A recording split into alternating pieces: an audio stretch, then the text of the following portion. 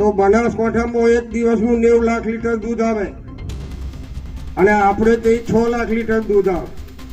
એટલે કમ્પેરિઝન ને કોમ્પિટિશન ની ગણતરીમાં આપણે સંઘના કરતા પણ ભાવફેરમાં આગળ હોય, ભાવ આપીએ 12 મહિના એમાં પણ આપણે આગળ હોય. ત્યારે આ પશુપાલકોના હિત માટે આપ સૌના આશીર્વાદ લઈ મેં આજે ડેરીનું ફોર્મ 13 ડિરેક્ટર હાથે ભર્યું.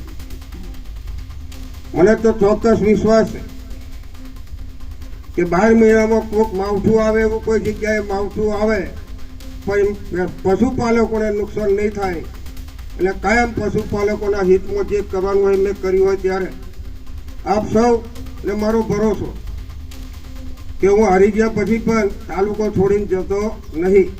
પણ હાથે હાથે કહું કે આ પણ મારી ડેરીની છેલ્લી ચૂંટણી છે. આ ચૂંટણીમાં કોઈ રહી ના જાય મારી ગાડીને બેસવામાં, એ આશાને અપેક્ષા રાખું છું.